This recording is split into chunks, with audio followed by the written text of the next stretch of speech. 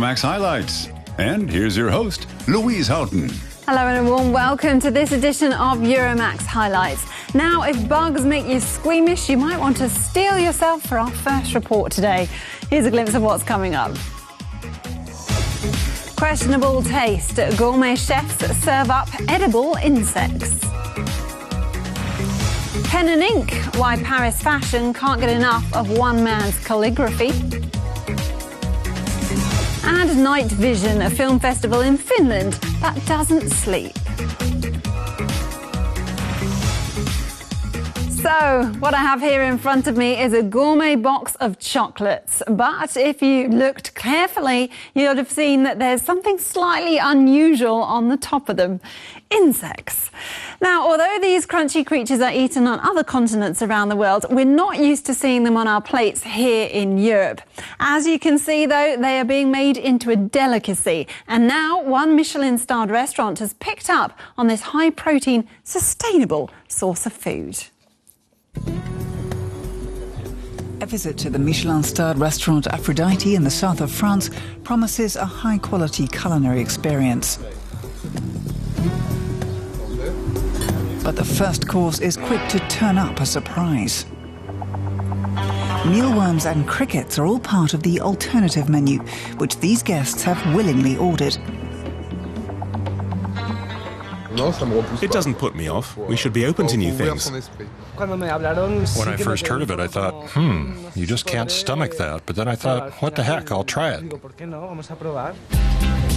The restaurant in Nice, with a taste for creepy crawlies, belongs to French chef David Faure. The 42-year-old is known for his experimental streak.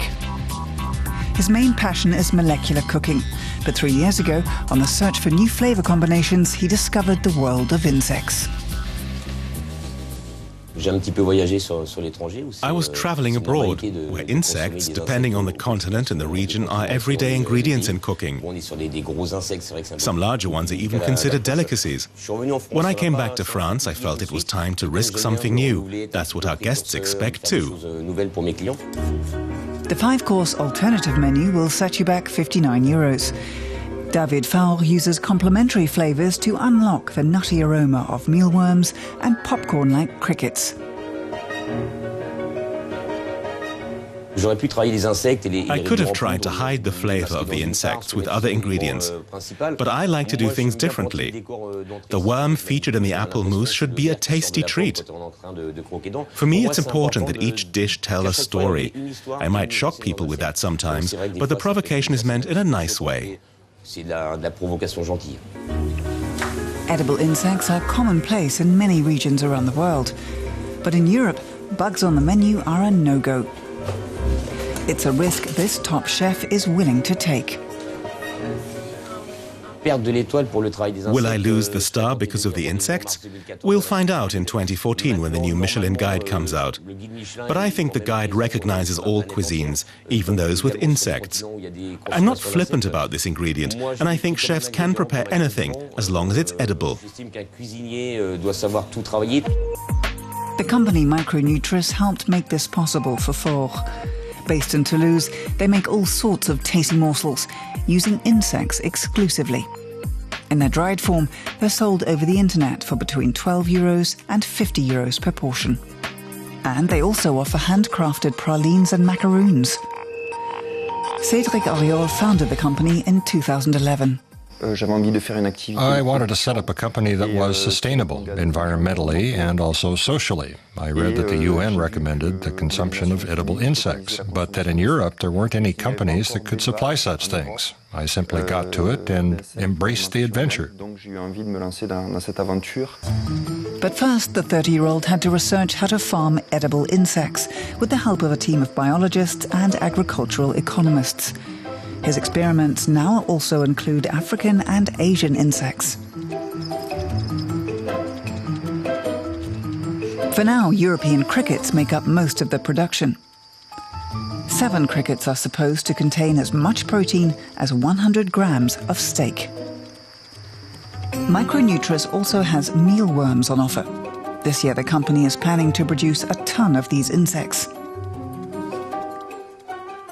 We develop products using powdered insects. Our goal is to produce food that consumers are already familiar with. Eating a whole insect, the way David Faure prepares it, takes a bit more effort for some guests. The taste is subtle. It's very crunchy. I like that. And it goes well with the other ingredients. Faure's intention isn't merely to provoke his guests. He wants to change the general attitude towards food. We're preparing for the future. In a few decades, we'll probably have to accept that while we may not need to eat insects exclusively, we will have to integrate them into our meals. We should start preparing Europeans for that now. For now, though, it's early days, and a Michelin-starred insect menu may still only be palatable for the most adventurous of gourmets. And if you would like to give us your opinion on the pros and cons of incorporating edible insects into a daily diet, then join our discussion on our Facebook page. Now, if eating insects is not your thing, maybe you'd rather wear something that looks like one. For example, in the form of shoes. Israeli designer Kobi Levi specialises in abstract and eccentric designs. He's gained a celebrity following, and now a Dutch museum has devoted an exhibition to his wild and wacky creations. They're made to be worn, but with names like shark, chewing gum, and banana. These shoes are veritable works of art. Take these pumps posing as swimming pools complete with ladders or stilettos in the guise of a flamingo. Kobi Levi has a weakness for whimsical footwear. A solo show at the Dutch Leather and Shoe Museum in the city of Waalwijk pays tribute to the Israeli designer's eclectic work. For me, it's just showing what I see. I'm not... It's about combining the shoes and the images together, so you find a common ground between the shapes, because I disregard what the shapes are. This is a shoe, I don't need to think about shoes. This one started just from looking at the cat stretching. In the morning, stretch, legs forward, and just seeing that shoe silhouette within that picture. Levi calls it footwear art. A pair can cost up to 2,400 euros. And they may not look like it, but these shoes are made for walking. Everybody recognizes the objects that he uses, and they say, look at that, that's a flamingo, or that's whatever. And that's the difference between ordinary shoes or everyday shoes and the designs that Kobi makes. Levi isn't just striving for original design. High-quality craftsmanship is a key feature of his work.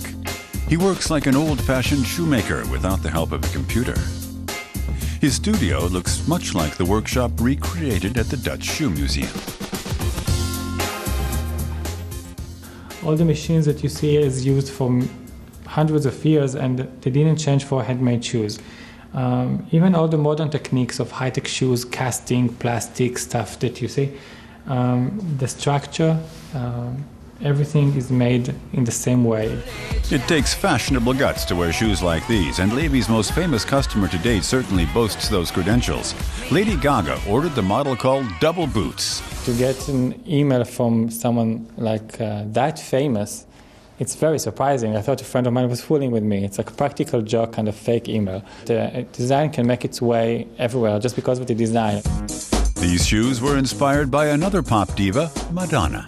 It's a mini character on your foot, and I called it, Blonde Ambition, like Madonna's tour. And the materials are completely off standard, so I needed to buy a synthetic wig and remake it as like long fur and comb and work on the shoe like it's like a Barbie doll.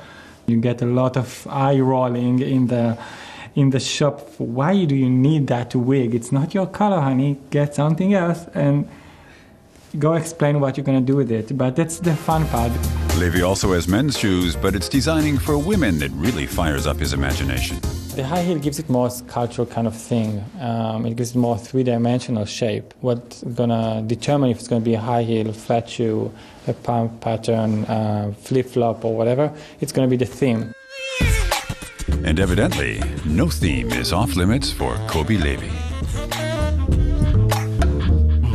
Well, these shoes may well be putting in an appearance at Paris Fashion Week, but to get a coveted seat at the show, you will need to be in possession of an invitation. Many designers send out handwritten invites. More often than not, the penmanship behind these luxurious letters is that of French calligrapher Nicolas Ouchenir. We met up with him in Paris to find out more about his creative flourish. Other people spend all day banging away at a computer keyboard. But this man writes by hand. Nicolas Ouchenir's beautifully crafted handwriting has made him one of France's most successful calligraphers, even though he's actually a business studies graduate with no training in graphics. I have always had good handwriting, like my father, my grandfather, and my great-grandfather. You could say it runs in the family. Nicolas has turned his hobby into a profession, and he has an impressive list of customers. He writes invitations for some of the most well-known luxury brands, choosing styles to match the occasion. Sometimes it's romantic, other times it's modern. He's also created and refashioned logo designs for big-name companies, including French Vogue and the legendary Hollywood hotel Chateau Marmont. In principle, you can turn anything into calligraphy. It adds a personal note. People feel that they're being addressed directly, and that moves them. The idea that computers can replace calligraphy is nonsense. In fact, it's just the opposite. The more we enter the age of high tech, the greater the demand for calligraphy. A customer has come calling. Cécile Tonnier is getting married in a few weeks. She's hired Nicolas to write her wedding invitations. Of course, I could send an email, but an email isn't the same as a letter that you find in your mailbox and keep on your bedside table. Something from a person who's dear to you. A letter written on paper with ink. It takes us back to the time of Marie Antoinette, and that appeals to me. Nicolas is testing calligraphy styles for different invitations. This one is for an exclusive soirée fating the makeup collaboration between Lancôme and Lanvin designer Albert Elbaz. This style should be a little theatrical. The pattern on the invitation reminds me of a stage. I don't know if I should use ink for it or not. I can get a more modern effect with a felt tip pen. And this is for Lanvin, for a party during Fashion Week. We'll see. The calligrapher finds the tools he needs in Saint-Germain-des-Prés. Louis Vuitton opened an elegant boutique for writing instruments here a few months ago. There are different colored inks, inkwells made of crystal, and elegant fountain pens. Nicolas helped design the products.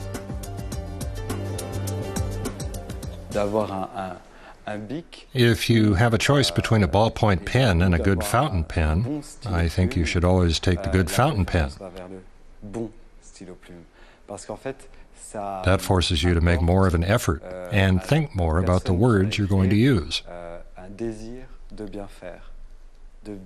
Especially because ink lasts forever. The work is revealing. Nicolas doesn't just know where the stars live, he gets intimate insights into the world of the rich and famous. There are names that I have to write all the time.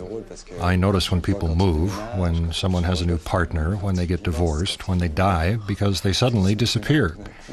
Or when they simply don't get any more invitations, or when they swap places at the fashion shows.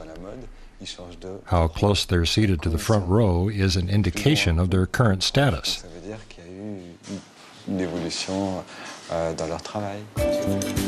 Nicolas Ouchenir loves his work, even if he's facing a few sleepless nights.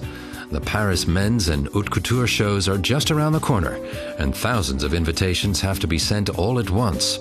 And they wouldn't be the same without his penmanship.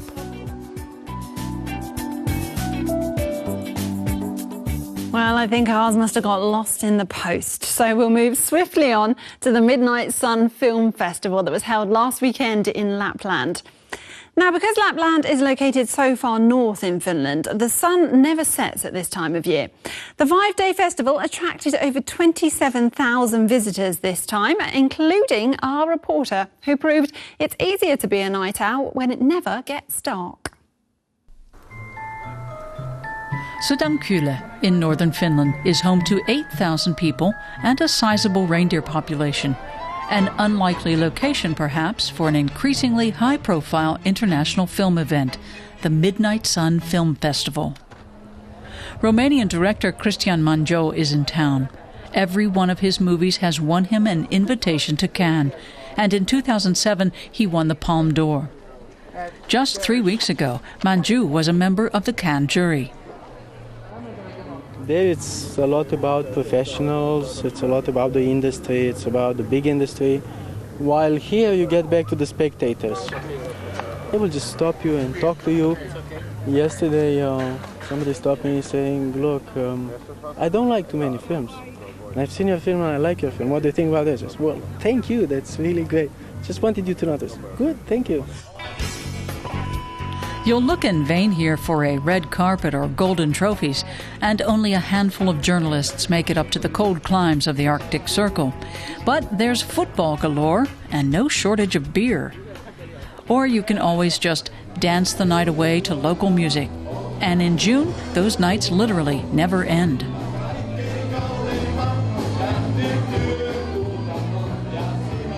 I'm traveling to many festivals all over the all over the world, and this is first of all a very friendly festival.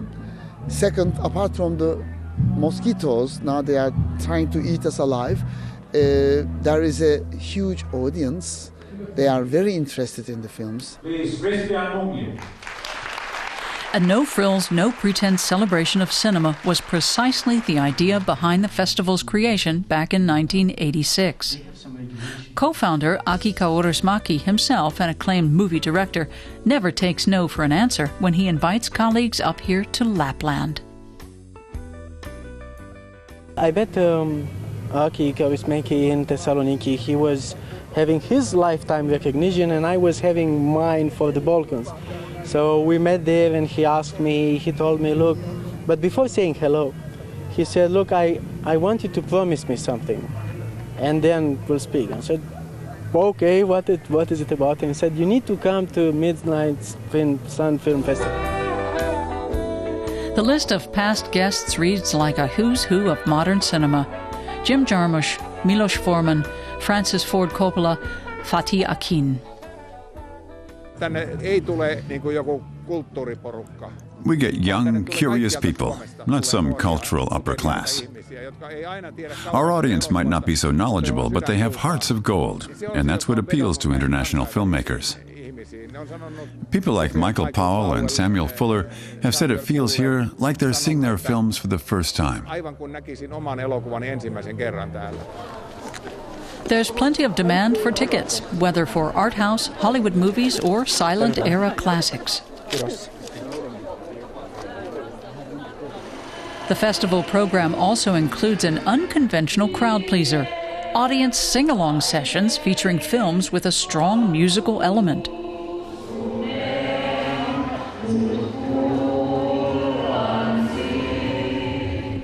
It's often an all-night affair, thanks to the round-the-clock summer sunshine. When you come out of a movie, but it could be 3 p.m. or 3 a.m., doesn't matter. Either way, it's still light, and that really just changes your perception of the day and how we usually watch and consume movies. After a few days at the festival, you develop a new rhythm. You take an hour's nap, and then you go back to watching movies. This is like crazy. Like if you I don't know, if you sleep for a moment here and then you wake up, you'll have no idea what time is it. Winter is for sleeping, as the Finns say. In this part of the world, the sun doesn't go down at all for a stretch of 74 days and nights in the summer. Heading out of the theater exit at 1 a.m. to a sun-splashed party on the shore, a quite unique cinematic experience. Now, to finish the show today, we take a look at how Buddhism is increasingly influencing one aspect of living in the Western world, namely the home environment. There are more and more people in Europe who see the Buddha statue as a symbol of spirituality, peace and tranquility. And they're turning to this figure as a reminder to find some moments of peace in their busy lives. The Buddha is a religious symbol revered by millions around the world. In recent years, the figure has gained popularity in the West, where people see it as a meaningful way to establish an atmosphere of harmony in their homes and gardens. The Mercado Asiatica Gallery in Berlin specialises in exclusive models. A bronze Buddha imported from Thailand costs €1,000. This wooden statue from Myanmar costs 4 times that amount. Owner Jürgen Hunke bought his first Buddha 45 years ago. Demand for the statues in Germany has exploded since then. The gallery in Berlin is one of 5 run by Mercado Asiatica. Few customers are Buddhists, but most of them do feel a spiritual connection. What attracts people here to Buddhism is not the religion, but the philosophy, which they equate with harmony and relaxation. That's what people are looking for.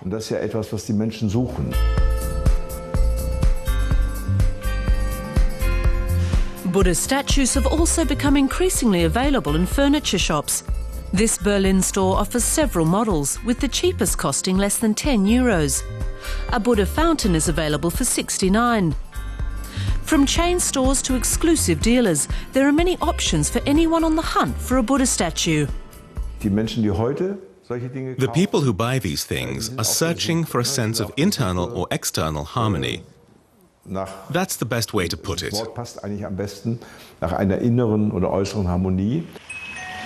The demand for statues is just one manifestation of a growing interest in Far Eastern spirituality in Germany. An estimated 5 million Germans practice some form of yoga or meditation, while the Dalai Lama is regularly named as a role model in surveys. For many in Germany, Buddha has become a spiritual figurehead. People who engage with Buddha are looking for something. It's a search we know well, and it takes place in societies where there's little material suffering. When existential questions of a material nature are less urgent, people start looking for deeper meaning. But Buddhism hasn't gained substantial ground as a religion in the West. The number of Buddhists in Germany is fairly stable at 250,000, or about 0.3% of the population. The Ganden Tashi Churling Monastery near Berlin is just one of 5 in the whole country. The monks and nuns here have registered the fascination non-Buddhists have with Buddha. I would hope that people draw inspiration from it, and that it has an effect on them inside and outside. I have no reservations about people putting Buddhas on display. It would be nice if there were more Buddha figures around, but if they're just for decoration, then we ask that they please be treated with the appropriate respect. Buddha statues are also popular outdoors. Asia Lifestyle in Bavaria even has its own Buddha display garden. One of the highlights is this 4-ton laughing Buddha, valued at €15,000. But that's small fry compared to this marble statue, which costs a whopping €80,000. Thomas Waldmüller set up the company in his garage in 2002. Since then, he's supplied about 5,000 Buddhas to customers around Germany. It's a growing trend. With the internet and globalization, life's becoming more hectic. Everything has to be faster and better. Buddhism promises peace and tranquility and lets you wind down a bit. When the weather is fine, Germans spend as much time as they can in their gardens. So it's little wonder that Buddhas can be found in leafy environments here. Peter Schabus shares his garden with a 2-metre-high marble Tibetan Buddha. The Buddha changed the atmosphere in the garden in a really good way. He made it calmer. He takes me away from stressful thoughts. It's meditative. Buddha statues in Western climes, encouraging contemplative indoor-outdoor living.